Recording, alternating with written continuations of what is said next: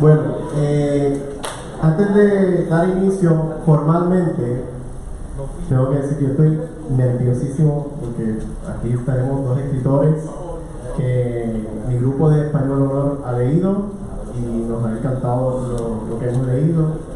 Esta actividad fue pensada para ese grupo de Español de Honor porque pues ellos tienen derecho a comentar esa obra, a comentar estos textos, ¿bien? Así que las preguntas vienen sobre todo de ellos. Yo un par de comentarios cortos.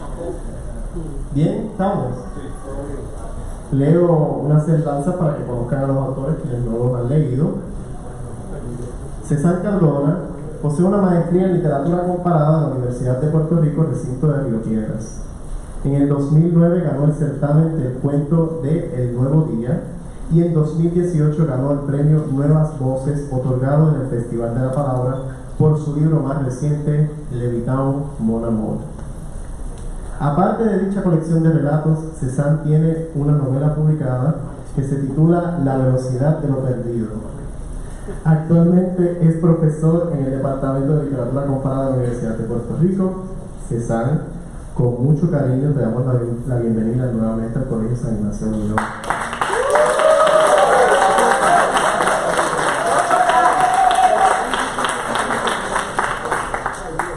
Manolo Núñez Negrón, por su parte, posee un doctorado en literatura latinoamericana de la Universidad de Harvard. Ha sido profesor en Massachusetts y en la Universidad de Puerto Rico, recinto de Río Piedras. Hace unos años, aquí viene una sorpresa que Manolo no lo sabe, pero yo me acuerdo perfectamente de esto. Hace unos años estuvo a punto de ofrecer un curso de literatura hispanoamericana segunda parte. Un verano, él estaba dando unas clases y me dice, no, voy a dar el curso de literatura hispanoamericana. Va a ser el próximo semestre a la 1 de la tarde, para que te matriculen en esa sección. Y yo pues fui, me cambié, tenía una clase ya, me cambio a la 1, llego el día de la clase, me siento, lo espero con ansia y de momento entra Melanie Pérez Ortiz, a quien yo admiro mucho y la quiero mucho. Y yo, pero ¿qué está pasando aquí? De Manolo a Melanie. Así que Manolo, supongo que te arrepentiste de darme el curso, pero aquí te tengo. Manolo ganó el premio Pen Club por su libro de relatos El oficio del vértigo. También tiene publicada una novela titulada... ¿Me escucha bien? ¿Me escucha? Ahí.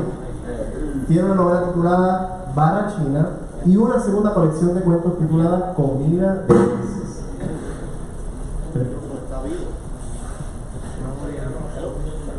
¿Me escuchas bien? Bien. Actualmente se desempeña como abogado y como profesor en el Departamento de Literatura Comparada de la UPR. Manolo, el Colegio San Ignacio de Loyola también te da la bienvenida.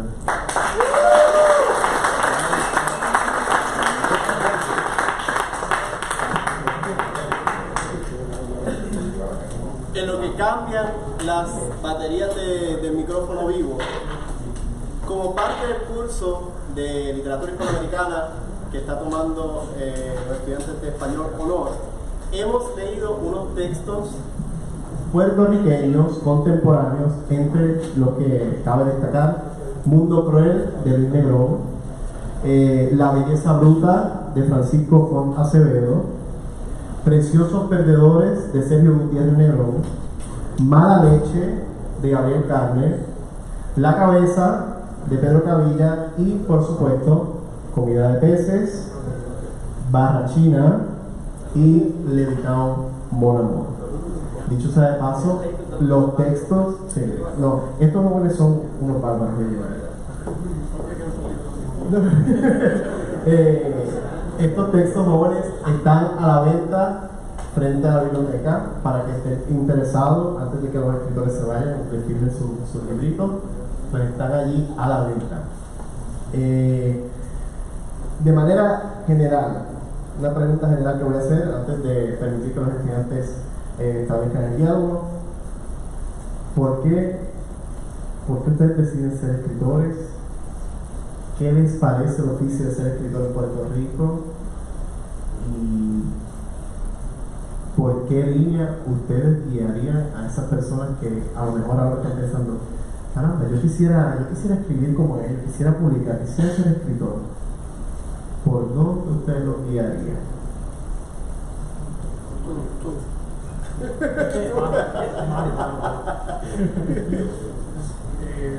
Los mayores primero. El mayor que yo.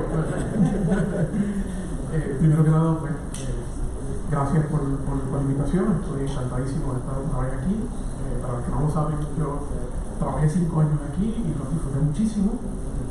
Así que para mí es todo un honor y estoy lleno de alegría por haber estado, por estar aquí y sobre todo para hablar de literatura, que es lo que amo y me gusta hacer. Realmente el asunto de la escritura llega por un asunto de necesidad. Tal vez familiar, más que nada. Es mi mamá la que me enseñó a escribir. Es mi mamá la que me enseñó a escribir y yo recuerdo con mucho cariño que todos los años mi mamá se sentaba a leer 100 años de soledad y se moría, se partía de la risa en un sillón leyendo la novela. Así que cuando tengo 15 años, entonces la leo por primera vez, pero sobre todo contagiado por la risa de mi madre. Así que llegó a la literatura precisamente por un asunto de la alegría de la literatura. No obstante, yo estudio historia. Hice un bachillerato en historia en la Universidad de Puerto Rico, tenía unas grandes inquietudes, no solamente políticas, porque me crié dentro de un ambiente, digamos, socialista, ¿no? Y tenía ciertas lagunas, quería estudiar historia, y también tenía un interés particular en escribir la historia de mi abuelo. Mi abuelo fue asesinado cuando mi papá tenía apenas 7 años y el evento, por lo menos, marcó mucho mi niñez porque yo me la pasaba, iba a donde estaba mi abuela, a veces se quedaba dormida, sacaba un álbum de fotos donde ya tenía doblado el periódico El Imparcial del 6 de mayo del 57 y yo leía a cada rato el titular, veía las fotos, el titular decía: hermanos matan hombre a palos, le pasan auto por encima. Y en muchas ocasiones, cuando enseñaba aquí, usaba esa misma noticia digitalizada precisamente para hablar de cómo el periodismo trabaja con ciertas narrativas y se acerca o utiliza técnicas de la literatura. Así que por mucho tiempo estuve muy conectado con, sobre todo las cosas de la narrativa. Estando en historia, de alguna forma, el debate que surgió en los años, final de los años 90, principios del 2000, respecto al comunismo, se cuestionó los fundamentos de la historia, generó un debate increíble entre profesores, que de alguna forma me sirvió de trampolín para hacer una segunda concentración en literatura y posteriormente entonces hacer una maestría en literatura comparada. Tuve una introducción, no me gustó mucho y entonces hago la maestría en literatura comparada. Yo pensaba que quería tener un trabajo específico, ¿no? Pero entendí que la Universidad de Puerto Rico no era el lugar a donde yo iba a estudiar un oficio, sino simplemente a seguir desarrollándome en términos intelectuales, ¿no? Así que la universidad, cuando entendí eso, entonces pude leer literatura de esa forma. Yo no creo que la escritura o la literatura sea un oficio, o por lo menos es un oficio, pero no es un trabajo para ganar dinero, va mucho más allá.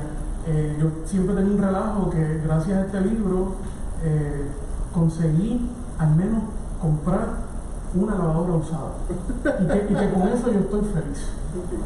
Con las regalías que me dieron, pues por lo menos compré una lavadora usada muy cerca de Huracán, que el editor me pagó, incluso por encima de otros escritores me pagó, que sabía mi situación económica.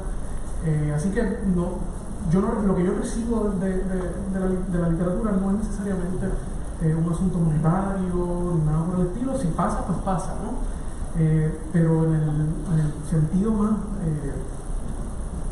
de trabajo, ¿no? Es un oficio de todos los días. A veces uno escribe más cuando no está escribiendo, precisamente. A veces corriendo, a veces tomando notas. Uno escribe más de lo que uno realmente escribe. Es un trabajo 24 horas, no está sueña, a veces tengo problemas para conciliar el sueño precisamente porque tengo una idea dando vueltas por la cabeza y es tedioso, por lo menos tedioso en el sentido que toma tiempo. En este libro hay 5 años de trabajo que precisamente empecé a escribir estando aquí en San Ignacio. Así que en mis tiempos libres escribía, de alguna forma los fines de semana, con 2 hijos. Así que el parir este libro también fue un proceso de trabajo fuera del trabajo. Dice Henry de Luca, Eric de Luca, un escritor italiano, que escribir es robarle tiempo al trabajo. Y yo creo que, ¿verdad?, eso dignifica un poco la escritura más allá de una transacción monetaria.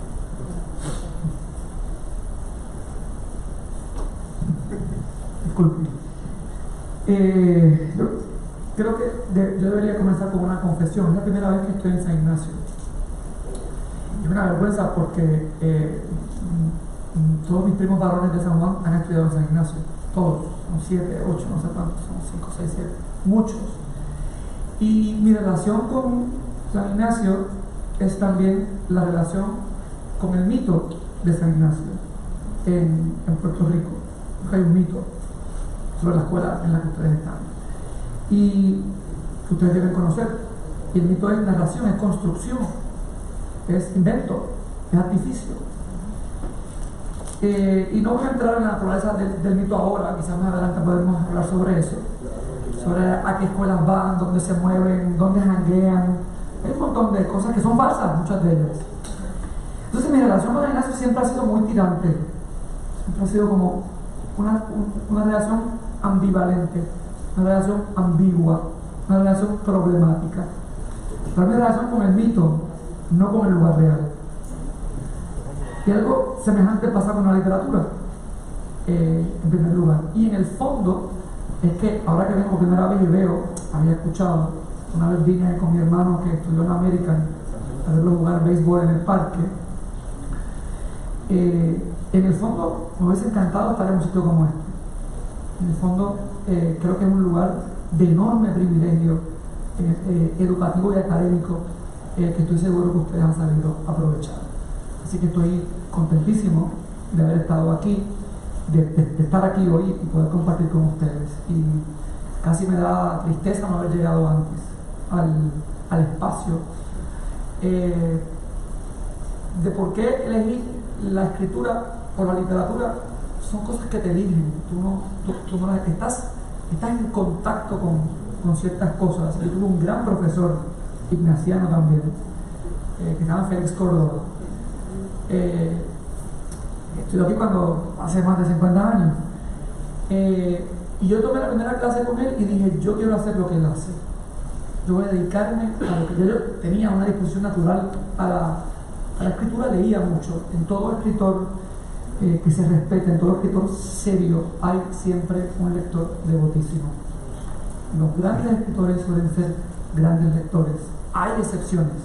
Yo naturalmente no soy un gran escritor, soy siempre un escritor en ciernes, porque el que escribe se está diciendo continuamente. Así que yo creo que sería más fácil decirles que la literatura genera en mí, vamos a decirlo así, una zona de enunciación, una zona más que nada. La literatura ocupa en mi alma, vamos a decirlo así, le llamaría Aristóteles neuma, en mi espíritu, ocupa una zona de fervor profundo, parecida a la que ocupa el béisbol. Tú vas a decir, no son parecidos, pues muy parecidas. Y yo no quería, era muy flojo jugando béisbol, tanto no puedo dedicarme a eso, mi hermano se dedicó a eso, yo tenía que dedicarme a lo que era menos malo, y eso era la literatura. Pues yo no quería que mi día a día fuera en una oficina legal, o ser ingeniero, o ser médico. Yo quería dedicar mi día a leer. Y la manera de dedicar mi día, o sea, yo no quería que la lectura y la literatura fueran en mi vida un apéndice, o fueran un rato por las noches antes de dormir, o fuera el fin de semana. Yo quería dedicarme a leer, pero eso no es un trabajo. O escribir no es un trabajo. Luego habría que decir algo, y si ustedes van a ver que buena parte de las ventajas que van a tener, porque les quiero decir que van a tener ventajas por haber estado aquí y por lo que van a estudiar, van a tener muchas ventajas, más ventajas que 3/4 partes del país. Primero donde quieran, y tienen que saberlo. Gran parte de esas ventajas va a venir del dominio que tienen sobre la palabra. porque pueden leer y pueden escribir. Porque 3/4 partes, y yo he estado suelto por el mundo en varios puestos de gobierno, en universidades importantes, no porque fuera inteligente, porque era disciplinado, es la mitad del trabajo. Y por eso escribo, es una cuestión de todos los días, como la gota en la piedra. Buena parte de los académicos, profesores, médicos, arquitectos, ingenieros que están en el mundo laboral no pueden escribir con sujeto y predicado. Os digo, a mí a los 23 años, que no es mucho más que lo que ustedes tienen ahora, la gobernadora Celia Calderón me contrató como escritor de discursos y de cartas. Tenemos varios. Me pagaban $100 la hora entonces, en el 2003. Yo llegaba de NYU, de una primera maestría que no sirvió para mucho, a mí me encantó, pero no sirvió para mucho, y me pagaban. O sea, el trabajo del futuro pasa por leer y escribir correctamente. Así que, si ustedes se quedan del maestro, que tanto hay que escribir, créanme que después lo hacen con la mano izquierda o con la derecha, los que sean zurdos. Y eso da una ventaja fundamental, porque en la medida en que el mundo suyo, su mundo interno, tenga más palabras, usted se entiende y se explica mejor. Dicho eso, yo quisiera dejar claro que aquí con la escritura es importante en mí. Yo tengo una fascinación con la narración, no es lo mismo. Es decir, la obsesión que me persigue desde mi primer libro, o sea, el libro que leí, que es una versión breve del Quijote, de la biblioteca Bilken, si la recuerdan, chiquita con muchos dibujos, a mí esto me gusta. Desde entonces, la obsesión es con contar, con la pulsión por la narración, con el acto de narrar. Y todos narramos todo el tiempo. Si quieren sobre eso, podemos más tarde. Y hablando de contar, precisamente, le hago 2 preguntas más y paso a los verdaderos inquisidores. Dicho eso, es un lugar ignaciano. Exacto. La primera pregunta es: ¿ustedes han escrito novelas? ¿Han escrito cuentos? ¿Cómo sienten esa diferencia de narrar una novela y de narrar un cuento? ¿Qué pasos siguen cuando van a escribir uno u otro género literario de los dos que estoy mencionando? Aparte de eso, hay un cuento en Comida de Peces que se titula Azúcar Morena.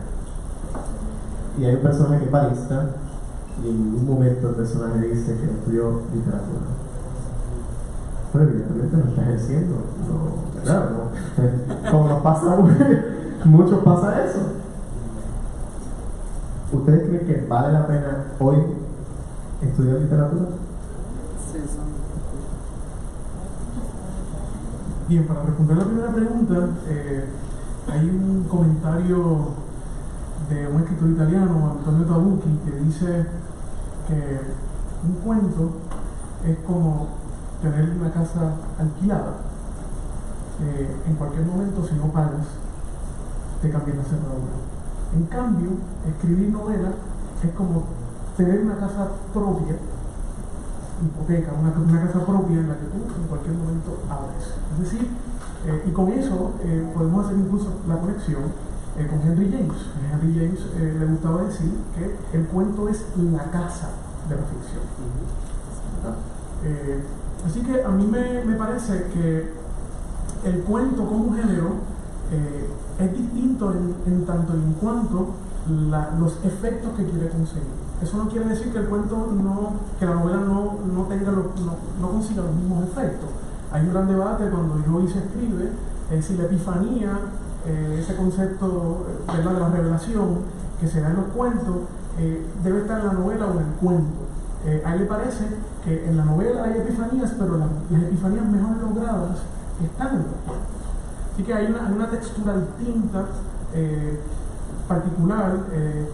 Uno de los primeros teóricos, de hecho, sobre el cuento, Edgar Allan Poe, más o menos en 1840, escribe un texto defendiendo a Hawthorne, defendiéndolo, diciendo, bueno, el cuento es distinto a la poesía. La poesía se supone que hable sobre los sentimientos más elevados, pero el cuento habla de los sentimientos más horroríficos.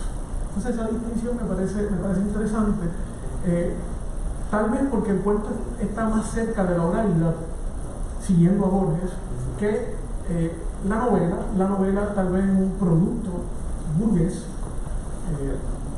siguiendo a Benjamin, ¿no? Es un producto burgués que habla de una clase social en específico, o por lo menos de su decadencia. Y las texturas son distintas, ¿no? Uno puede manejar escenas, la novela bisegundera, que es una especie que cabe en todos los géneros en una novela, no obstante el cuento no. Así que el final de una novela puede ser malo, pero el final de un cuento no. Lo mismo, el principio de una novela tal vez no es el mejor, pero el final puede ser buenísimo. En el caso del cuento, eso hay que trabajarlo con más denuedo, ¿no?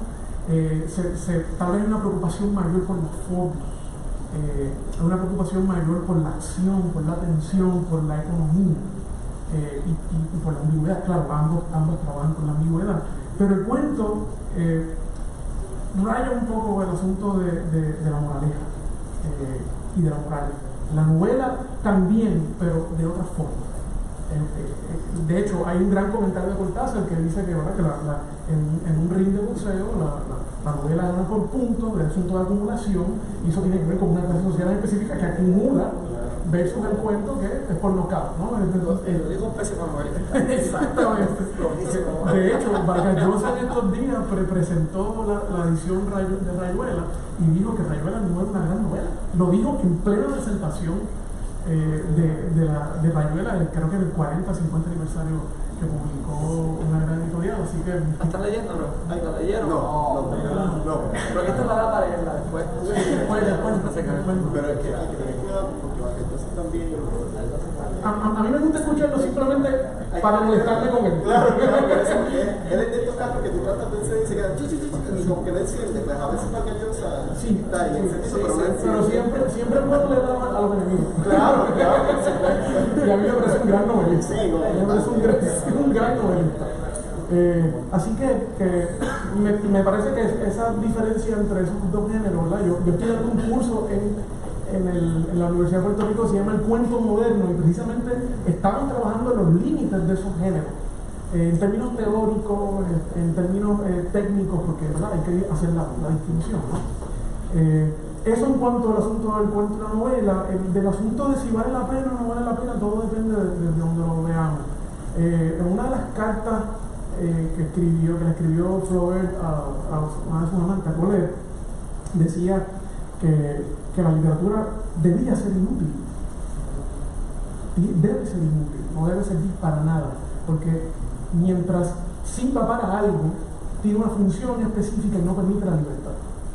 Mientras la literatura no sirva para algo específico, sino que no sirve para nada, que mientras menos práctica sea, mejor es.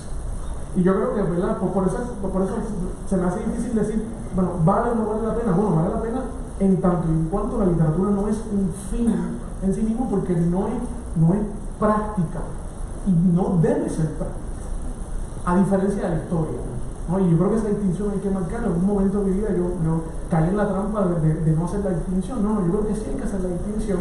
Hay un asunto disciplinario que hay que respetar la historia versus la literatura, que implica una gran libertad. En la medida en que alguien me diga que la literatura, que debe haber un compromiso literario con algo específico, pierdo la libertad. Y cuando yo pierdo la libertad no puedo ser arte. Y si no puedo ser arte, pues entonces no puedo contar una distinción. Yo puedo suscribirlo del patio. Pero chicos, pregunten. Si te parece, Sí, no, claro, eso lo hablo protagonista. no tendríamos que matizar nada ahí. Bueno, pues, nuevamente, ya yo con esta introducción he terminado. Ahora vamos a, como dije ahorita, que repito, a los verdaderos inquisidores. Jóvenes, ¿quién quiere empezar? Sean.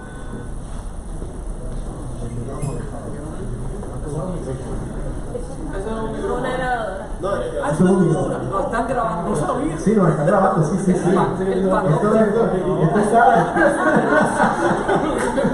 Esto es un live de Facebook. Aquí, todo el mundo. Aquí está el verdadero Big Brother. Así que, Sean, la puedes decir en voz alta y yo contesta, perfecto. Mi pregunta es para César. Al escribir Levitown Mon Amour, ¿usted hizo que los cuentos tengan algún tipo de similitud entre ellos a propósito? Sí. Al principio fueron 8 cuentos. La primera conexión que quise hacer entre ellos es que todos fueran en primera persona. La razón es porque, uno, me sentía más cómodo, y dos, yo sentía que no juzgaba a mis personajes. Yo tenía una gran preocupación porque al escoger un lugar para narrar, usando o dejándome llevar por otros escritores que lo han hecho, Dublin Essex, en el caso de Joyce, Winspear, Ohio, en el caso de Sherwood Anderson, y otros grandes escritores que han trabajado con narrar un lugar. A mí me preocupaba mucho no hacer un tipo de trabajo sociológico. Yo quería trabajar precisamente con la precariedad, con una línea extraña entre el amor y la criminalidad. Y entendía que sí, que todos debían estar en primera persona, y esa es la primera línea. La segunda y la más obvia, obviamente, es el lugar, que todos estuviesen conectados por el lugar, todas las metáforas que pueda haber alrededor de Levitown, podemos hablar de ella con calma. Y la tercera, que sí hay una gran conexión entre dos cuentos. El primer cuento, que es del periodista, y se llama Una escopeta sobre la hierba, y Datsun 1982, que es uno de mis cuentos por los que yo más me identifico, es el mismo personaje.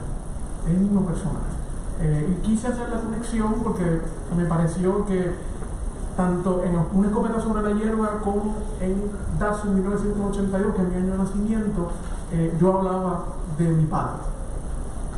Aunque el texto está atravesado por la cuestión familiar y la cuestión paternal, yo entendía que había una gran conexión entre con mi papá. Digamos, esa es la conexión. Así que, digamos, es lugar, primera persona, y sobre todo la cuestión paternal.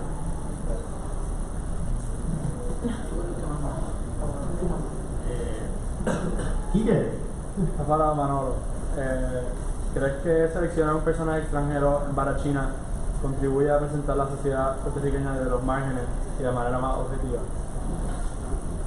Yo no sabría. ¿Me oyen sin esto? Sí. Estamos sin esto, ¿verdad? Los micrófonos y yo. No sé si la palabra más certera sea objetiva. La pregunta es validísima. Cuando yo empecé a escribir la novela, la idea de la novela ya hacía tiempo que me estaba persiguiendo, y hay una frase de Henry James que yo cito mucho, que es que tú escribes, hay escritores que escriben de imágenes que están disponibles, hay una imagen disponible y esa imagen te persigue. A mí la imagen de un sujeto, uso la palabra a propósito, oriental, no digo chino, aunque sabemos que es un chino, pero mi abuela de San Sebastián decía, no, todos son iguales. No, chinos, taiwaneses, japoneses, vietnamitas, no son iguales. Pero si se parecen todos, mira, son idénticos. Mi abuela, no son idénticos, o sea, no se parecen. Para mí yo sí había la imagen de este trabajador, porque es un trabajador, esto es importante, es un trabajador oriental en el Caribe. Esa lectura yo te diría que es la más acertada, porque es la perspectiva, en la medida de lo posible, de ese sujeto oriental sobre la realidad puertorriqueña, que no está dicha así en el texto, está sugerida así, ¿verdad? Porque podría ser el Caribe hispánico cualquier lugar. En ese sentido, cuando el texto surge, y un texto se construye por muchísimas razones, muchas intencionales y muchas que escapan muchas inconscientes, escapan a tu voluntad. Originalmente yo quería que fuera una historia de amor, punto. Mientras la escribía, salió por otra parte. La historia se le impuso al que estaba narrando. Lo que sí podría decirte que es, digamos, consciente de mi parte, cuando la escribí, y espero que tengamos todos claros que yo y el que está narrando no somos la misma persona, estamos con eso, ¿verdad? Eso es importante, esa distinción va a ser fundamental para entender lo que pasa, lo que se juega en un texto literario, sobre todo una novela. Era que yo había notado, estudiando un poco, que a nuestra literatura le faltaba esa presencia oriental. Yo dije, ¿dónde están los chinos en Puerto Rico? Muchísimo. Y claro, la historia nace, con esto termino, nace porque yo comía mucha comida china de estas baratas. Y yo era barata, bueno, grasa, sodio, con grandes cantidades. Y comía mucho porque era barata, 4 pesos, crujiente, ¿verdad? Entonces, puso el diminutivo, el chinito, lo uso con todo respeto, que yo veía que me conocía, porque me veía y me saludaba por la puertecita que se abría y se cerraba. Y yo siempre fabulé, ¿qué habrá allá atrás? ¿Cuántos gatos estarán mandando? Claro, surge la pregunta de ¿qué es lo que no veo? Pero claro, ¿qué es lo que no veo? Y claro, según voy creciendo digo, ¿cómo es la vida de ese individuo en este país? ¿No habla español? ¿Con quién habla? ¿Con quién vive? ¿Con quién janguea? ¿Se enamora? ¿No se enamora? Ahí se quedó la historia. Me quedaba grande entonces. Por muchas razones llegué a Estados Unidos, estudié en Harvard, volví, como dice alguien, la H pesa, es cierto que pesa. Es una historia que tampoco es la tuya. Y exactamente, volví a Puerto Rico y estaba viendo a mi papá en un casino en Condado. Y entonces encuentro al sujeto, al mismo chino de Pepino, de mi pueblo, holding hands con la chamaca que siempre estuvo en el counter. Y yo dije, esa es mi historia, ahí está la imagen disponible. Pero estuve esperando que subiera esa imagen sin saberlo, y cuando llegué a Boston me senté a escribir. Entonces estuve 2 años para esa 90 páginas. Entonces, en ese sentido, para contestar tu pregunta aquí, que sí había una intención, porque yo decía, en La Habana hay un barrio chino, en Nueva York hay un barrio chino. Yo había estudiado muchas comunidades orientales, en Brasil, por ejemplo, japoneses importantes, en Perú también. O sea, yo decía, ¿qué pasó? ¿Por qué hay un silencio en Puerto Rico? Y parece que las cosas en el mundo de las ideas van corriendo a la vez, porque ese año salió a Barrio Chino 2 novelas más sobre sujetos orientales y un libro, una gran tesis doctoral que se llama Los chinos en Puerto Rico. Entonces todos salimos a la vez y sin conocernos, sin ponernos de acuerdo. En ese sentido, yo te diría que sin ninguna duda era una manera de abrir desde la ficción, porque yo no conozco ningún oriental que sea mi amigo, ¿verdad? Por lo que quise hilar bien fino es que, ¿qué sé yo de cómo se puede sentir un oriental en Puerto Rico? Yo no sé. Pero la literatura nos ofrece a mí y a ustedes la posibilidad de colocarnos en los zapatos del otro. Más o menos será eso. Yo no sé, yo no puedo en la episteme de ese hombre, de ese sujeto, yo no puedo meterme, yo no sé cómo siente, no sé cómo padece. Intentar colocarme en su lugar y hablar por él, apropiarme de su experiencia, palabra importante en la literatura, yo no lo podía hacer. Por tanto, sí quería un poco sugerir con el texto, con permiso, nos falta repensar algo en esta literatura, en los márgenes, palabra importante en todo lo que hago. Y una de esa marginalidad es la marginalidad oriental, que ha estado olvidada absolutamente de la historiografía y de la ficción, salvo algunas incursiones con el tema de Vietnam, que va a ser importante en la literatura del 50, del 60 y del 70, que van a empezar a llegar. Vamos a ver cuántos, José Luis González, por ejemplo, Juan Díaz Valcárcel, de cuerpos que, Corea también, de cuerpos que llegan mutilados, o cuerpos que llegan en cajas que no se pueden abrir, o cuentos donde los personajes puertorriqueños han tenido la experiencia traumática de Oriente. Lo dejo ahí porque si no... O Ramos Otero, con el O Ramos personaje de San Juan de Nueva York. Ramos Otero también, que es arena de tote de medal, o sea, eso es otra cosa. Sí, sigan por ahí. Vamos a Francisco y después Gabriel. Esta para el señor Negro. En Comida de Peces, el primer cuento. Me gusta eso del señor Negrón, porque soy Núñez antes. Siempre quise ser Negrón antes. Sigue. En el primer cuento homónimo presenta los dos opuestos sociales que habitan en la antigua ciudad colonial del Viejo San Juan. Sí. ¿Qué usted piensa acerca de las divisiones sociales en el Viejo San Juan? ¿Se ven apaciguadas o reforzadas en comparación con el resto de Puerto Rico? Válgame, nos preguntamos, es doctoral. Yo viví, vamos a partir de una premisa rápido. Yo vivía en el Viejo San Juan en ese mundo. Yo llegué de Boston y yo recuerdo que cuando allá en San Sebastián del Pepino, yo dije, yo quiero vivir y tenía 5 lugares donde yo quería vivir. Y me faltaba el Viejo San Juan. Entonces, ya había estado en París, ya había estado siguiendo a la mujer que me dejó, pero llegué a París, está bien. Y luego llegué y me faltaba el Viejo San Juan. Y, confesión, trabajé con García Padilla 2 años. Y me mudé al Viejo San Juan. Entonces viví allí. Ya ven por qué va mi estilo, ¿verdad? Nadie es perfecto. Estoy en rehab político. Me estoy superando, ya estoy en una. No sé qué quiere decir eso aquí, pero bueno. No, mira, Francisco, en efecto, yo lo que creo, todo escritor que más o menos se respete, y yo intento respetarme a mí mismo, no que sea un buen escritor, yo intento serlo, tiene que hacer 2 cosas: tener el oído en tierra, vivir en el mundo, eso es importante, se están hablando de eso mucho, y conocer lo que se ha escrito antes, la tradición. O sea, yo no llego, o sea, lo que uno escribe está alimentado de lo que vive y de lo que ha leído, porque escribir es reapropiarse, escribir es reescribir, escribir es coger prestado, escribir es más lo que tú has vivido.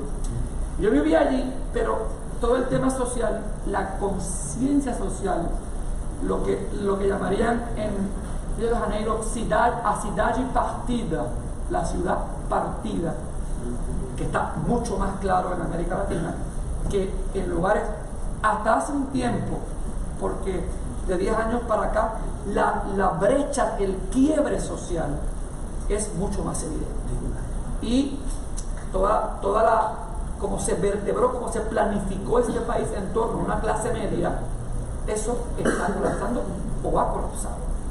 Y, paréntesis, yo he estudiado 14 años, yo soy doctor de Harvard, modestia aparte, lo digo aquí, pero aquí puedo decirlo, y soy abogado, y no llego a fin de mes. O sea, si me decían, si estudias en Penn, si estudias en Harvard, vas a tener trabajo seguro. Si eres abogado, aquí los abogados dan hasta masajes. O sea, busca un abogado, ponlo ahí, busca un abogado. La verdad, es cierto. Les quiero que sepan, para que sepan al mundo al que van, a la ciudad a la que van. Que incluso estudiando, donde he estudiado y habiendo estado al lado de 2 exgobernadores, que es una gran cosa en este país, pero bueno, allí estuve, no llego a fin de mes para vivir. No me llega el dinero. Y vivo frugalmente. Eso soy yo, que estudié donde estudié, con una segunda maestría de NYU, aparte. Tengo 2 maestrías, un PhD, un grado en Derecho, y soy notario. O sea que, y no llego a fin de mes. Y les sorprendería saber que vivo de arbitraje de béisbol. Con eso es que yo cuadro caja. La ciudad, porque he vivido en la ciudad. Entonces, el Viejo San Juan, lo que me interesaba era extrapolar. ¿Por qué te dije la tradición? Porque antes que yo hay un libro importantísimo que se llama En una ciudad llamada San Juan.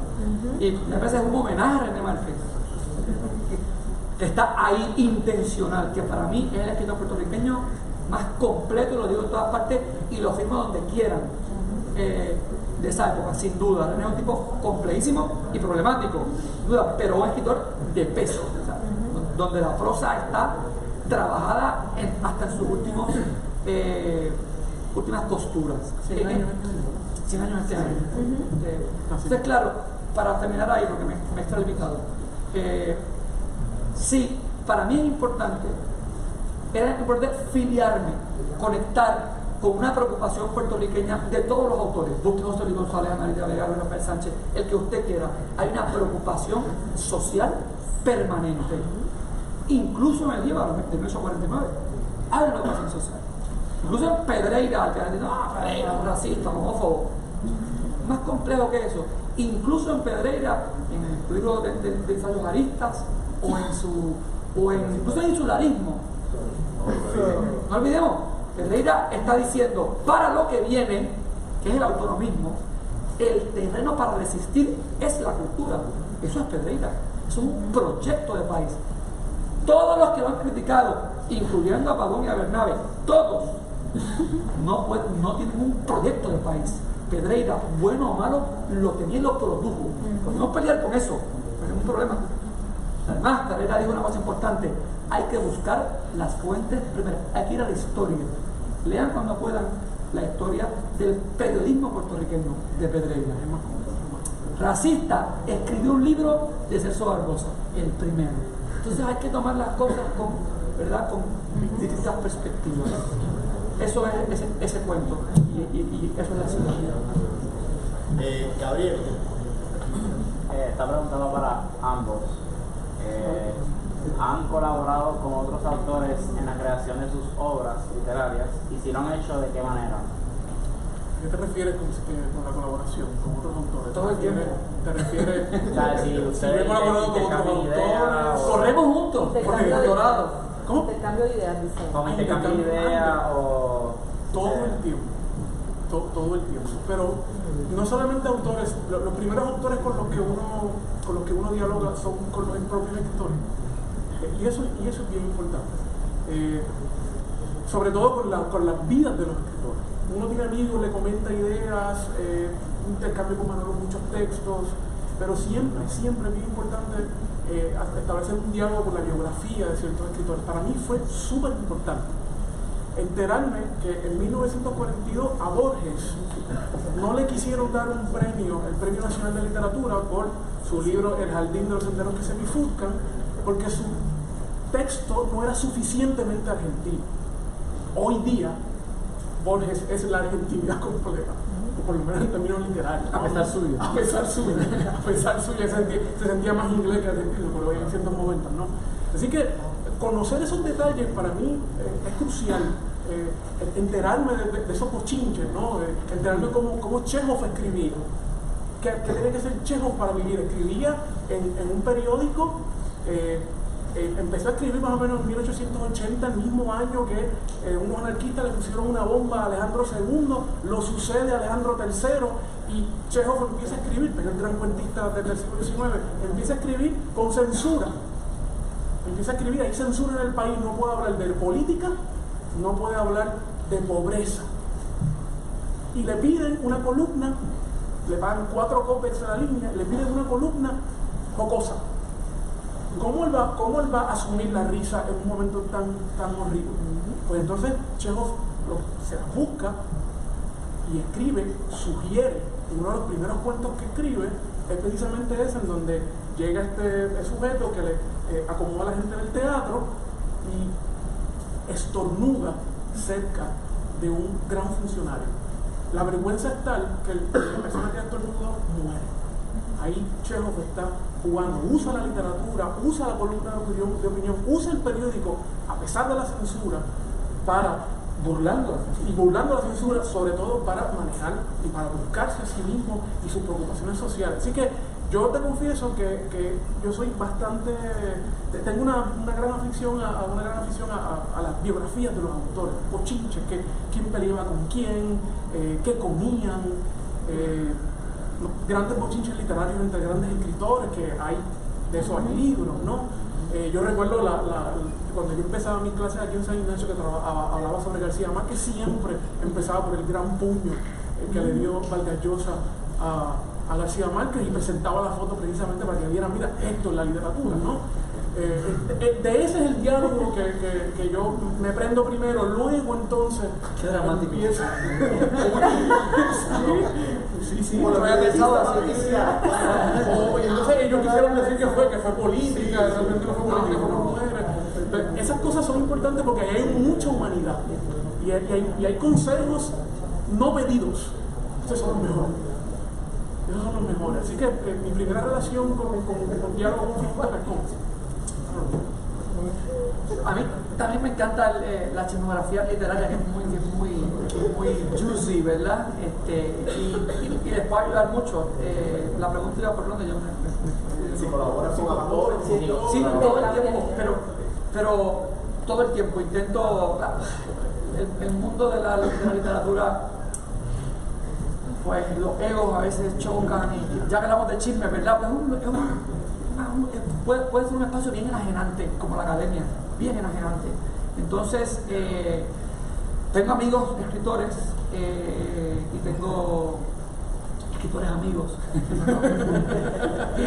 Sí, pero sobre todo quisiera retomar un soneto de Quevedo, que a mí me gusta mucho y cito mucho en mis clases que empiezo, porque hay que tener colaboración con los vivos y colaboración con los muertos.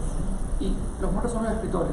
Claro, luego podemos cuestionar cómo es que un texto se convierte en un texto canónico, clásico, ¿por qué todos son blancos, europeos y hombres? Esa es una pregunta que podemos hacernos. O sea, pero Quevedo diría, retirado en la paz de Quevedo, que era espía y contraespía de la corona española, y que fue la única persona que leyó el Quijote y dijo, aquí hay algo, aquí está huyendo algo peligroso. Este tipo es un tipo peligroso.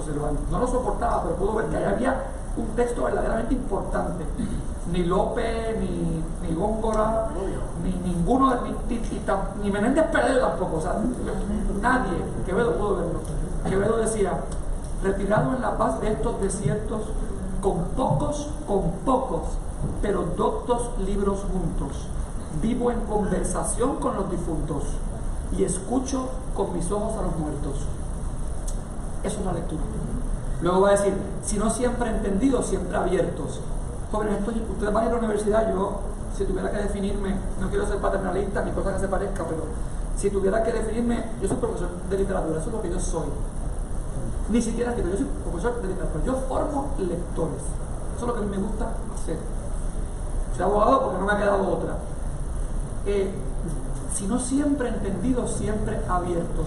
Van a la universidad, los que vayan a Penn, a Harvard, a UP, donde vayan, no van a entender todo, no pueden entender todo. Yo no entiendo todo. Lo importante es que estén abiertos para que ustedes puedan, para que ustedes vuelvan, se entiende volviendo sobre un texto. La colaboración, inter vivos, en latín. También es importante dialogar con lo que ya se ha dicho. Y no pueden saber todos, nosotros no sabemos todos, ellos no saben todos. Es un trabajo de acumulación y de conversación. Porque yo he aprendido de una manera infinita, mucho más con César que en muchos cursos que tomé en Harvard. Lo digo en serio. ¿Por qué? Porque estamos corriendo, hablamos, él me pregunta, pero leíste, y la curiosidad se contagia, y autor que yo no conozco lo conoce, y viceversa, y así hablamos. Si me encierro en un libro y no comparto, yo aprendo mucho más de mis estudiantes que mis estudiantes de mí. Yo soy claro. Una pregunta que hacen, un comentario, me cambia el modo de leer después de un texto, de un personaje. Entonces, esa es la experiencia viva de la literatura, que si usted no lee, no se forma como lector, pierde como persona. Y si tenemos eso claro, lo demás es secundario. Diego y Jaime. Pues mi pregunta va dirigida hacia el señor Núñez, no Negrón. ¿Me puedes decir Manolo? Tiene 3 nombres. Tengo 3 nombres. Saben que todos somos Enrique, todos los primos. Pero vamos a dejarlo ahí porque está aquí que no quiero avergonzar. Hay otro allá, hay otro Enrique. Dímelo, sin miedo. Que varios personajes en Comunidad 13 parecían ser personas honestas y trabajadoras que luego caen en el mundo del narcotráfico, prostitución y el asesinato. Esta transformación puede ser vista como una crítica a la falta de oportunidades de trabajo honesto, entre comillas, en nuestros tiempos. ¿Qué es la honestidad?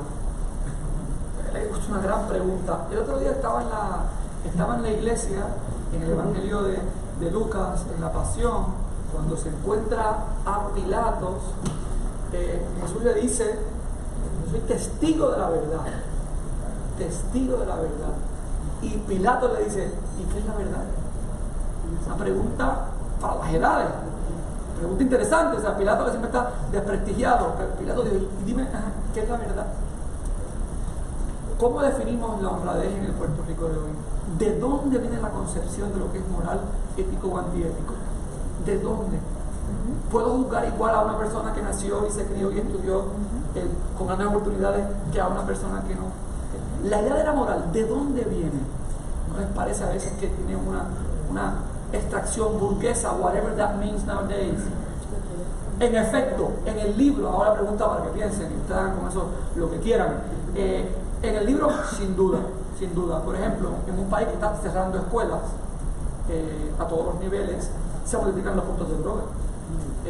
En el país hay más de 1.500 puntos de droga que generan entre 80 y 100 empleos cada uno, sin ninguna duda. No hay excusa para entrar en ese ámbito, ¿verdad? No estoy relativizando la cuestión moral. A lo que les invito es que antes de hacer juicio, como diría Hannah Arendt, intentemos comprender por qué pasan las cosas. En ese sentido, vivimos en un país extraordinariamente complejo y falta de oportunidades hay en todos sitios. Pero ¿qué es lo que hace la falta de oportunidad en Puerto Rico particular? En un ámbito, en un espacio particular. Casi nadie se ha fijado, y qué bueno, pero en mis textos, y me di cuenta el otro día porque me lo dijo un estudiante, profesor, usted está obsesionado con el dinero. Y yo le dije, es cierto, sobre la falta de dinero, porque mis personajes nunca tienen dinero, o están buscando dinero, y es cierto.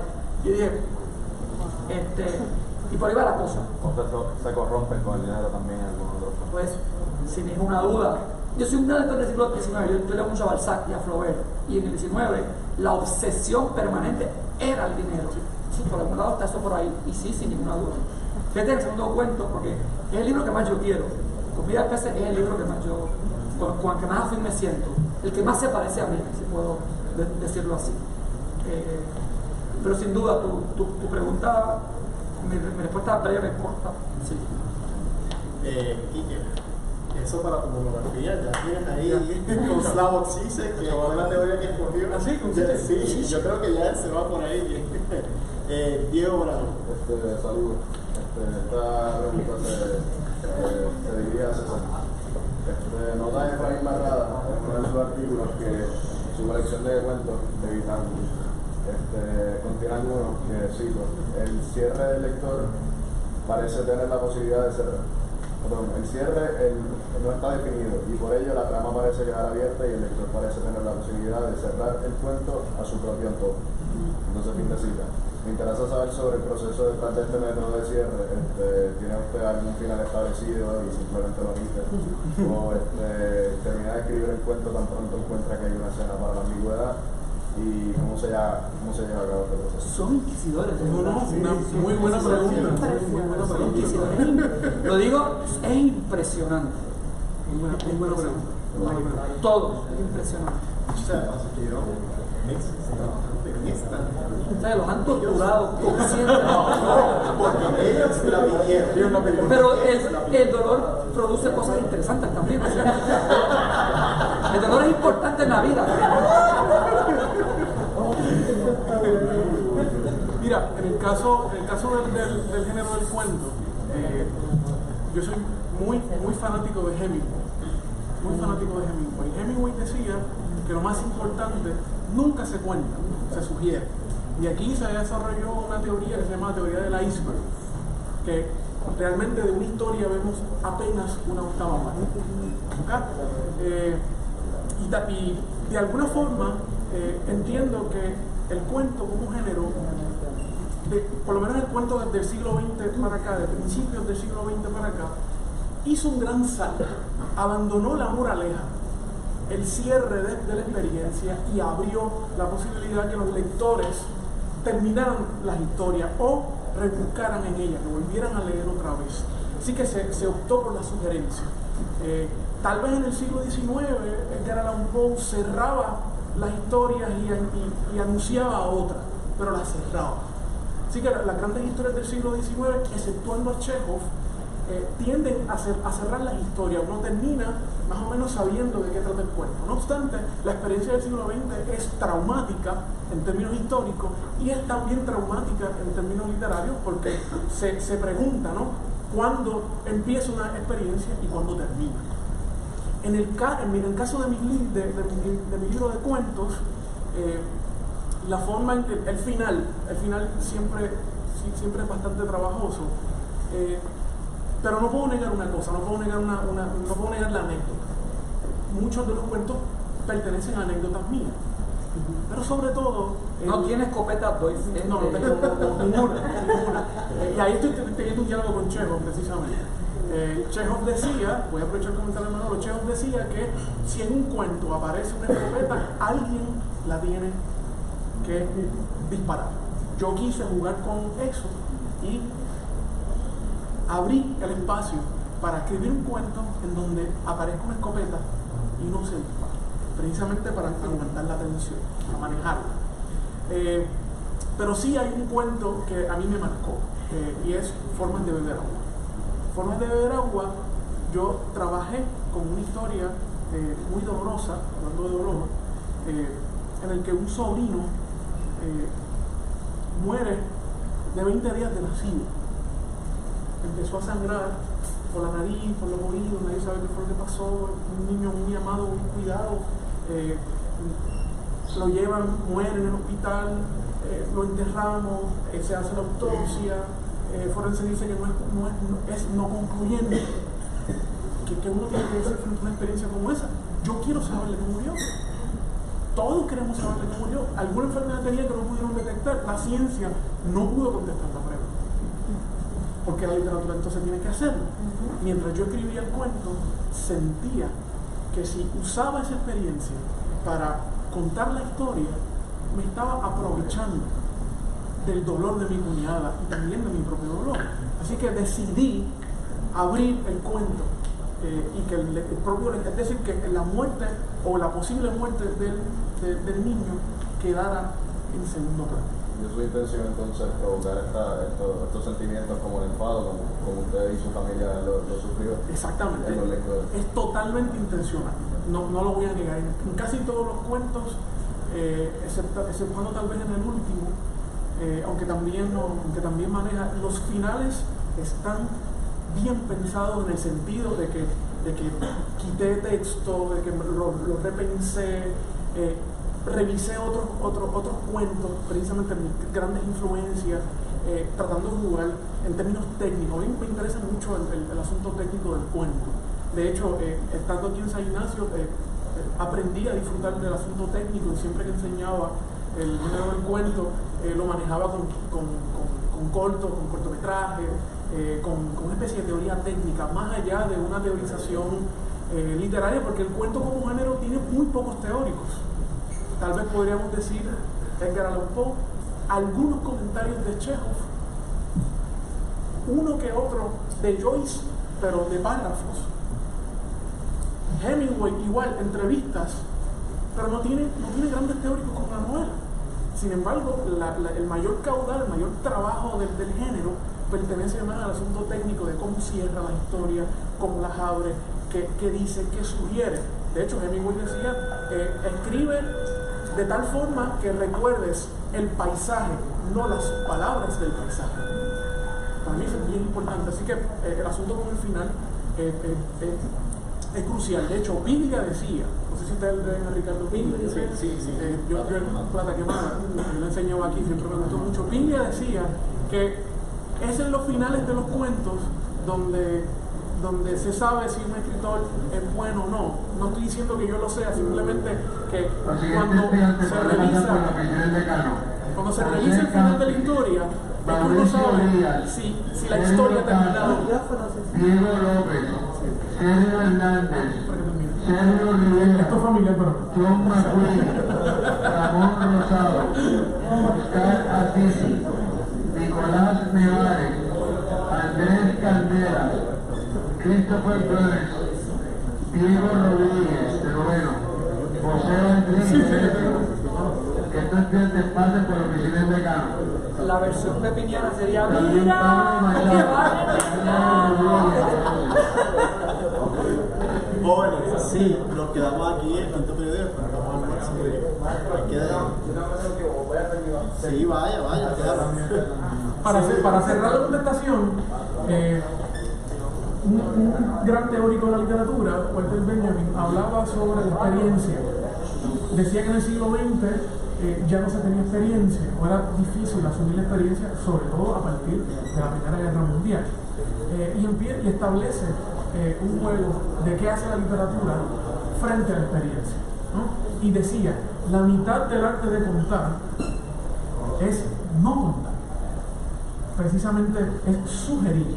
Ya desde un texto tan temprano en el siglo XX ya él está teorizando. Claro, él se agarra del cuento porque está más cerca de la oralidad versus la novela que está más cerca de la poesía, pero ya desde ese punto de vista él está planteando un juego, un binomio bien interesante, experiencia y literatura.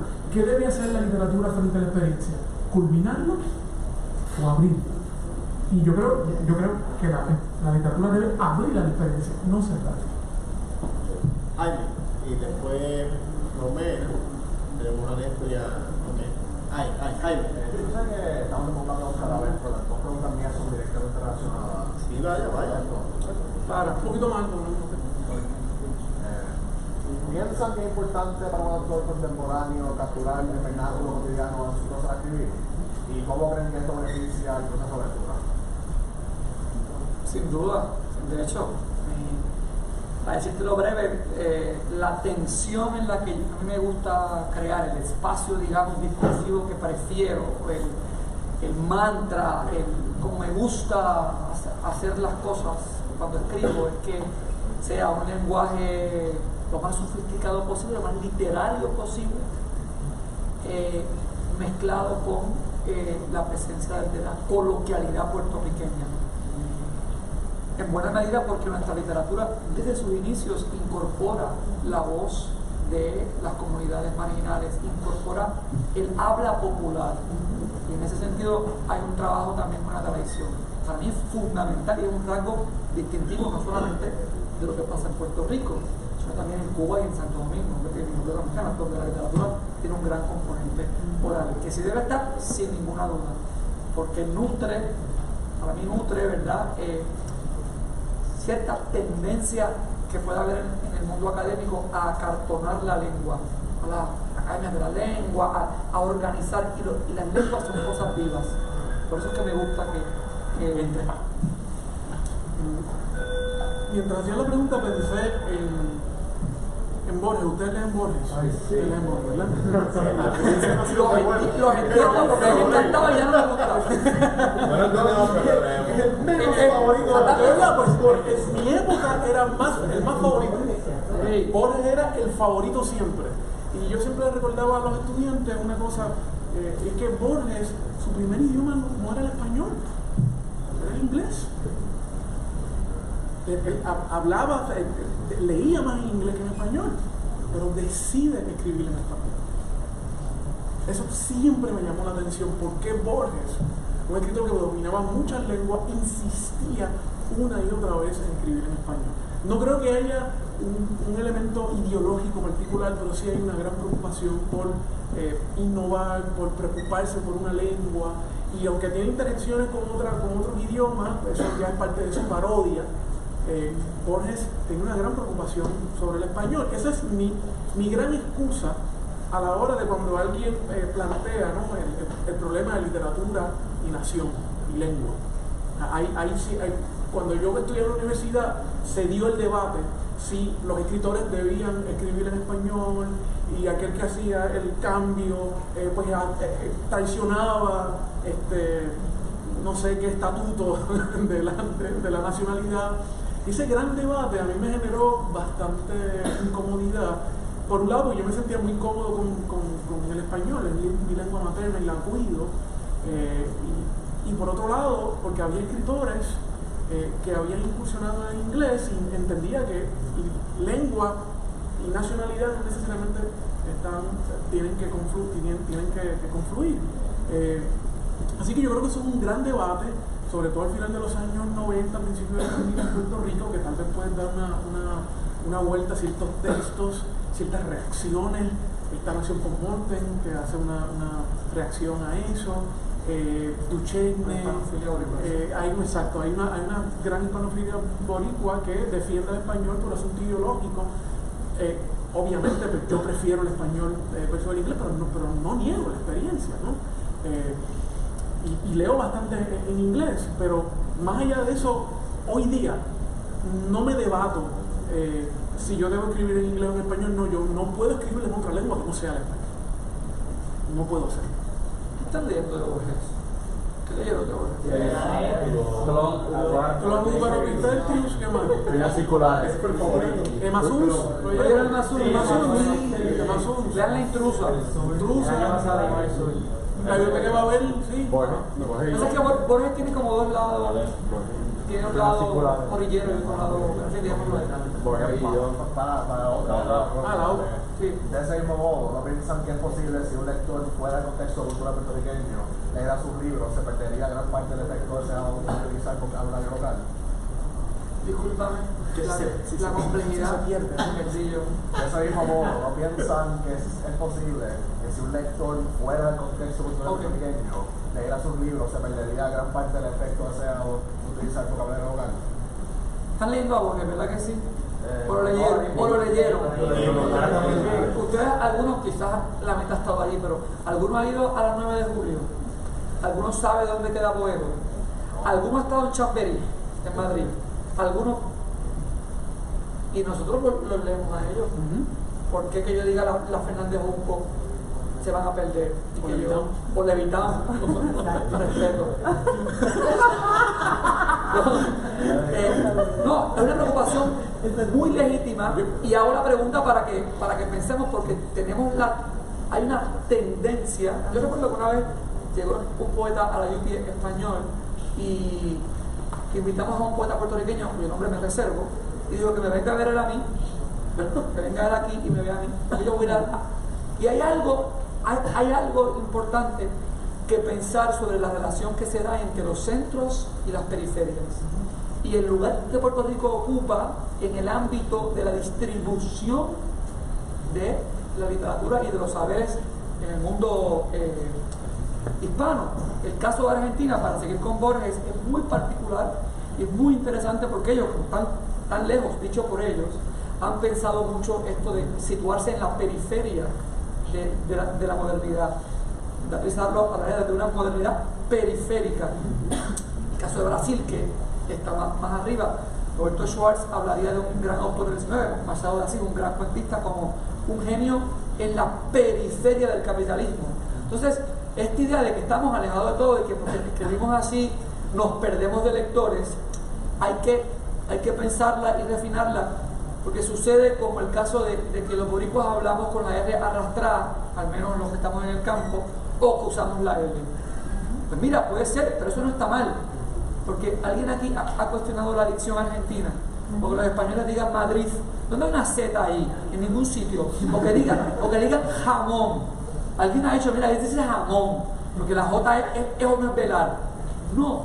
Entonces las políticas de la lengua tienen mucho que ver con los centros de poder político y económico. Entonces hay que hilar bien fino y ser conscientes de que por haber estado en el Caribe o estar en el Caribe, sí estamos fuera de cierto banquete editorial,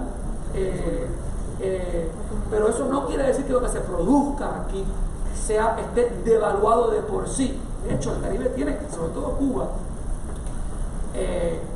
grandes aportaciones a la literatura universal, y no tampoco lo dejamos. Y Puerto Rico, yo creo que uno de los poetas más importantes del siglo XX del Caribe es puertorriqueño, Luis Párez Matos, y lo quiero donde quieran, contra quien quieran.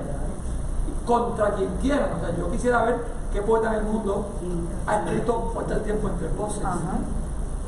El nivel de sofisticación que hay ahí, y de manera que sí, me lo he planteado, pierdo lectores, sí. Pasó en el caso de Manuel Puig en Argentina, cuando hizo famoso con el beso de la mujer araña, su escritura cambió. ¿Para qué? Lo dice Ricardo Piglia, para vender. quería conseguir un español estándar. Si se requiriera eso de mí, a mí eso no me interesa, porque a quien le quiero hablar y desde donde quiero hablar es con Puerto Rico. Si doy un palo, pues genial, pero la gente no vive de la literatura, eso es una excepción. Es que ¿cuánta gente buena escribe bien? Cientos de miles, y no viven de la literatura. No se puede. La excepción es Vargas Llosa. Pero mucha gente, sí, pero mucha gente del boom, como Donoso, apenas vivían de eso, porque para tú poder vivir de esto hay que vender 50,000 copias por libro, y aquí no hay lectores para eso. O sea, aquí el que venda 1,000 saben que es un bestseller, lo digo, o sea, en el sentido de que ojo, y lo digo también le fue a Barrachina, o sea, vendimos 1,000 ejemplares, eso aquí es y que nos hayan pagado, ya eso es, porque aquí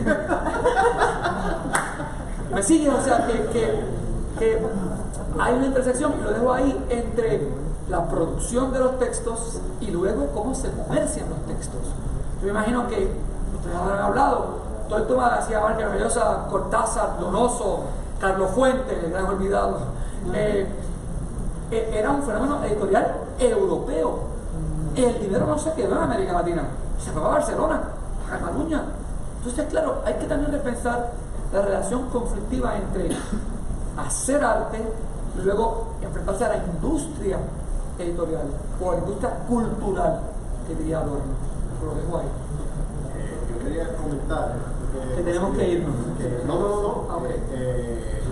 Ellos del boom se leyeron Final del Juego, Diario, El Lugar Sin Límite, Aura, 100 años de soledad, ¿cuál más? Quemamos a Cortázar, pero Cortázar es un grandísimo escritor y un enorme cuentista. Y Rayuela, de la que me burlé, que he leído 7 u 8 veces porque tengo que enseñarla, porque doy hispanoamericana, tiene pasajes de una belleza refulgurante. O sea, ¿quién nos curará de este fuego sordo? O sea, hablando claro, es un lenguaje de una sensualidad, hablando claro y pronto, es un bellaqueo literario violento. Es cierto, pero como novela para mí se sostiene menos. Pero lo dejo ahí. Yo quería añadir algo. Al respecto a la industria cultural. Cuando yo estuve en Guadalajara hace poco en la Feria del Libro y tuve un diálogo con un agente literario, y el agente literario me hizo 2 comentarios: que para poder hacer mi agente yo tenía que tener una novela, asunto de género. ¿Sí? Uno, que tenía que tener una novela porque el libro de cuentos no vende. Y dos, el comentario más horrible de todo es que qué pena que no era cubano. Porque Cuba vende. Mucho. Cuba vende. Entonces, eso es otro problema. Cuba vende por asunto político. Pero y a mí me encanta Cuba. Me encanta. Entonces, eso es un gran problema para nosotros. Porque en términos del mercado editorial, nosotros estamos alejados porque la gente nos confunde con Estados Unidos, no sé por qué. Entonces, no somos rentables. Realmente, eso no me mueve el piso. Yo escribo de lo que más yo sé, y desde que me convencí que lo local es lo más universal. No me preocupa en lo absoluto si se pierde o no se pierde. Realmente el trabajo del lector es establecer una poética. Y precisamente pues ahí está. Nosotros, por lo menos como escritores, abrimos el espacio para otra experiencia. Yo no puedo pretender conocer a mi lector. De hecho, Ricardo Vigla decía que la gran pregunta de la literatura es ¿qué es un lector? Tiene un libro bellísimo, se llama El último lector. Así que yo no creo que Tolstoy se preocupara demasiado porque si escribía en ruso o si leía la Ilíada en original o no. Yo recuerdo en la Universidad de Puerto Rico yo quise estudiar griego ático. Y quería leer en original a Platón, quería leer la Ilíada en original, pero se perdía, pero también se ganaba. Se pierde y se gana, la vida te quita y te da, ¿no? Como dice Rubén Blades, ¿no? Se perdía y se ganaba. Porque la traducción es mía la traducción cuando tenía contacto con el original. Pero a la misma vez no es mía, esa lengua está muerta. Así que es un proceso de transacción, y yo creo que pues, todo el que escribe se arriesga a ese proceso de concepción. No, demasiado hablado. Voy a abrir espacio para 2 preguntas más. Yo quería que Azarel hiciera su pregunta que tiene que ver con las editoriales, porque ellos estaban hablando ahora de editoriales. Y eso es unas víboras, todas. Ya te contestaron. No, pero hazla para que ellos vean lo que creaste. Quiero que Romel comente y vamos a ir cerrando para que ustedes puedan comprar su libro y que los autores les den ese guiño de ojo de mira, pásala bien con la literatura.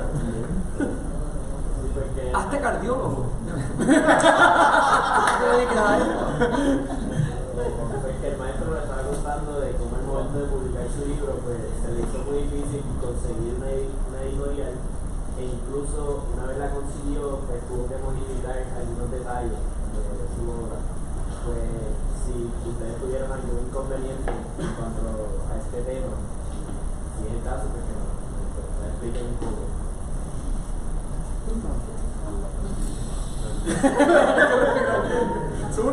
Hay una cosa que hemos hablado aquí, lo digo por mi relación con mis editores ha sido siempre buenísima.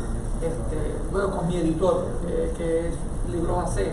El otro es el gobierno de Puerto Rico, whatever that means nowadays. Beatriz Rosselló, el amor de mi vida. Bueno, interesante. Interesante, voy a dosificar mi ironía, porque hemos estado hablando, ahora que hablas de las editoriales, y sobre, te planteas siempre una pregunta, se están los topos de soslayo, ¿qué decir y qué no decir? ¿Cuál es el trabajo del editor? ¿Cuán importante es el silencio a la hora de leer un texto literario? O sea, lo que el texto no dice. Entonces yo los invitaría, sí, a pensar las formas sofisticadas de censura que la sociedad contemporánea tiene para que un texto cambie, no diga tal cosa. Y ahora el trabajo con el editor es, esa coma no va ahí, esa escena sexual no me gusta, estoy pensando que el libro para las escuelas, que es el público cautivo, ustedes eligieron por ustedes el libro, y ustedes no lo eligieron. Entonces claro, pues cambia esto, este personaje nombre, tú te das cuenta que empiezan a mí no me ha pasado, pero me pasó con el periodismo, lo vamos a hablar también porque no quiero, estoy en vivo y no voy a presentar. Me pasó en algunas ocasiones. Entonces, sí te das cuenta, y con esto termino esta participación sobre el tema, porque la escritura, aunque es solitaria, puede ser colectiva en tanto y en cuanto que el libro, aquí soy bien marxista en esto, yo hice una parte donde yo escribí el libro. El libro hay que diagramarlo y lo hace alguien. El libro hay que ponerlo físicamente, hay que ensamblarlo, lo hace alguien. Hay correctores, hay dibujantes, entonces, el libro es también un producto colectivo. Pero claro, el mercado necesita que haya una historia que vender. Y fíjense ustedes cómo, yo estoy leyendo un libro extraordinario que se llama Storytelling, y es como el mundo de la publicidad ya las marcas no son marcas, ya la marca es historia, es una historia. ¿Qué es la manzana? ¿Qué es Apple? La historia de Steve Jobs, la historia de Steve Jobs. ¿Qué es Microsoft? La historia de Bill Gates. ¿Qué fue Obama? Una historia. Storytelling. Se inventaron, que es real, el presidente que yo respeto mucho, aunque a Puerto Rico lo dejó, lo hizo papilla, no había promesa, quede claro, pero era una historia que vendió, era una ilusión vendida en una narración. Entonces, ¿por qué nos pegamos a las narraciones? Porque somos chismosos, queremos saber cómo termina algo. ¿Cuántos aquí terminó Game of Thrones? Espero que todos. ¿Qué queremos saber? ¿Qué pasa con los dragones? ¿Y qué pasa con la Khaleesi? Se acabó. O sea, un libro cuando se confecciona en una editorial tiene mucho que ver con cómo va a vender. Y eso es así. De eso yo añadiría muy poco, sobre todo una cuestión personal. Yo tuve una muy mala experiencia y una muy buena experiencia. Mi primera experiencia con la novela fue desastrosa. porque entiendo que tiene que haber una gran distinción entre un corrector y un editor. Entregar un libro a una editorial, en Puerto Rico hay problemas con los editores, porque casi no hay editores. La gran diferencia es que el corrector va a corregir las ratas y todo lo demás, pero el editor trabaja con el contenido. Y se supone que haga sugerencias importantes. Quita este párrafo, añade esto, el título del libro va a ser esto. En el caso de mi primera experiencia fue bastante traumática porque no solamente salió con erratas, sino que mandaron la versión que no era, así que se ve un párrafo repetido, me dio mucha vergüenza. Mucha vergüenza. Años después, 5 años después, no más, casi 8 años después, cuando finalmente publicó Levitamos un amor, la historia fue muy distinta. Yo entregué un texto mucho más trabajado precisamente por la preocupación de que no fuera a pasar lo mismo. Confiaba en el editor, confiaba en el contenido de los libros del editor. Eso es bien importante, eso es fundamental. Y sobre todas las cosas lo que él podía hacer con el libro. Una de las mejores aportaciones que hizo el editor de este libro tiene que ver con el título. Yo no quería que Levitamos estuviese en el título. Y él insistió. Y esa insistencia cambió el libro, me hizo ver a mi libro de otra forma.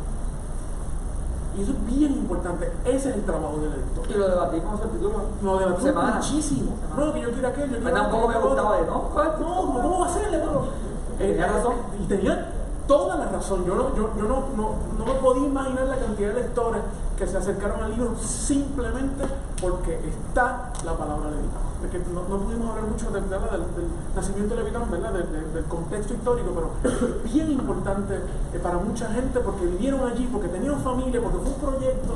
Todo eso yo no lo había concebido, lo había concebido él. Ese es el trabajo editorial que debe hacer. Hay un caso famosísimo, si te interesa el tema, es la gran pugna que hay entre Raymond Carver, escritor, uno de mis cuentistas favoritos norteamericanos, y Gordon Leach.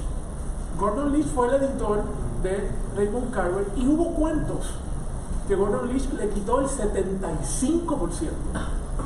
Cambió títulos, mejoró en algunos cuentos el trabajo de Carver y en otros no. Muchos años después,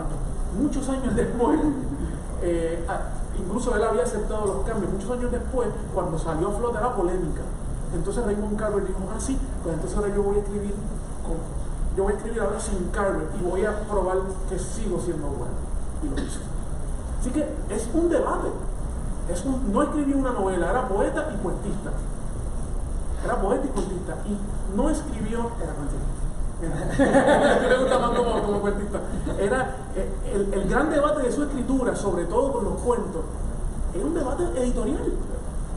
Es un debate de contenido, de técnica, de cómo el editor ve el texto. Así que si ese debate no se da, si por casualidad la vida decides publicar un libro, enviarlo a un lugar y te lo dicen que lo publicamos tal cual y no hay ningún debate, no confíes en esa editorial, no funciona. Y en Puerto Rico debe haber mejores editoriales que se preocupan más por el asunto editorial. Robert. Bueno, no tiene que ver con con el título, porque yo pues antes viví en Dorado. Yo soy de Dorado. Exacto, y ahora llevo casi 10 años allí, no sé si usted vive en Levitamos también, pero por el título siempre me interesó. Y le preguntaba si usted sí escogió hacer Levitamos el escenario de sus cuentos, porque yo siempre he visto Levitamos como un lugar que puede ser su propio mundo, porque vive ahí de todo. Es su propio mundo. ¿Cómo esa decisión, si usted la tomó, porque así sería una transición más fácil como mencionó que los cuentos estaban conectados, de que tenía todas las herramientas y oportunidades de evitar? Sí, mira, la decisión sí, obviamente consciente. La influencia de ciertos escritores que decidieron escribir sobre lugares específicos, como dije ahorita, Joyce, Sherwood Anderson y otros escritores, sí me marcó. Pero la anécdota que hace mi conexión con Levitamos es amplia. Por un lado, es una anécdota muy personal y por otro, bastante política y de clase social. Yo soy de Dorado Mi familia completa es de Dorado, pero mis tías vivían en Levittown. Así que a mí me cuidaron en Levittown cuando yo era pequeño. Levittown también era el lugar por donde pasaba con mi papá o mi mamá de camino, después yo estudiaba, mi mamá era trabajadora social, mi papá pintor en el área metropolitana, y bajábamos por Levittown para evitar tener que pagar el peaje, que era caro. Así que Levittown siempre fue un lugar particular. No conocía yo como niño que entonces era la meca de la clase media. Es decir, vivir en Levittown era una de las grandes aspiraciones de mis padres, porque Dorado era campo, pero Levittown era otra cosa. Poco a poco me fui enterando y fui investigando acerca de Levittown y, por ejemplo, vi el proyecto particular de Levittown que tiene que ver con una concepción particular de la construcción en Estados Unidos del desarrollo de los suburbios después de la Segunda Guerra Mundial. Hay una gran entrevista que dio William Levitt, que es el constructor, y dijo lo siguiente: en Estados Unidos hay 3 Levittown en distintas áreas, uno de ellos en Nueva York, otro en New Jersey. Dijo lo siguiente en el 1959 en la revista Times. Dijo: quien tiene una casa, quien tiene un carro y quien tiene un perrito e hijos no puede volverse comunista. Así que el desarrollo de los suburbios, y en el caso de Puerto Rico, es la forma de construir y de acallar ciertas voces y de mantener una ilusión de que somos una clase media y que no tenemos que, de alguna forma, ¿verdad? Cierta gente se acomoda viviendo un sueño. Es el sueño de los Simpsons, es Springfield. ¿Ok? Entonces, de pronto, cuando voy creciendo, Levittown ya deja de ser un sueño y se convierte en un lugar vacío. Pues porque la gente empezó a irse de Levittown, porque se afeó el lugar, porque no era lo esperado. Lo esperado era que esas casas las compraran los veteranos, los newyoricans que regresaban de Estados Unidos a Puerto Rico. El proyecto era dirigido, un proyecto de suburbio dirigido para que la gente regresara. Y la gente no regresó. No obstante, se construyó una identidad particular del área de Levittown a tal punto que en los años 90 pidió ser municipio. Imagínate tú. Pidió ser municipio.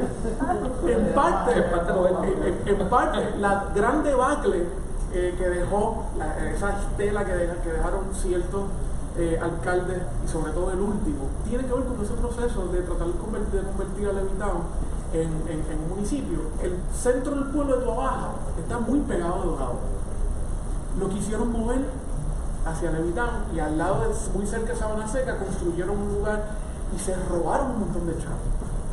A eso se añade la crisis económica. Hoy día en Levittown hay 6.000 casas vacías. Sin embargo, y en el país 84. Sin embargo, la gente tiene una gran identidad, una gran aprecio por el lugar, y a mí me tomó por sorpresa. Lo que realmente mueve, y con eso cierro, mueve a contarles esta historia, tiene que ver, incluso yo trabajaba aquí todavía en San Ignacio, no podía pagar una guagua, una de esas guaguas Kia, de esas familiares, yo no sé por qué rayos la compré, finalmente le dije al banco: toma, llévatela. Y el gruero que vino a recogerla era de Levittown. Y empezamos a hablar sobre Levittown. Mira, si me enviaron Levittown, y le dio mucha pena llevarse mi guagua. Él vio el proceso de mis hijos limpiando la guagua, sobre todo mi hija que estaba mayor, limpiando la guagua, llevándose los juguetes para que se llevaran la guagua, y mi hija no entendía cómo que es del banco, pero la guagua no es tuya, es de nosotros, porque se la lleva el banco. Todo ese proceso, y por eso es que el asunto de la precariedad es tan importante en los cuentos, y tiene que ver con esa conversación con ese gruero, y a mí me marcó. A partir de entonces, las historias que yo cocinaba en la cabeza, entonces las desarrollé en Levittown hasta tal punto que iba en ciertos momentos a hacer mapas de calle. Investigaba, me metí en la biblioteca a ver qué cosas había de Levittown. Así, ¿cómo? La que está debajo de la pompa, yo entiendo que sí. ¿Sabes lo que están diciendo?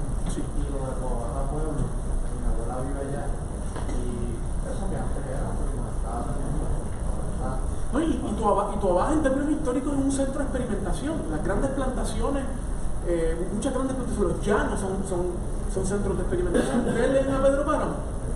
O leen a Rulfo. Los llanos, el llano en llano, son centros de experimentación.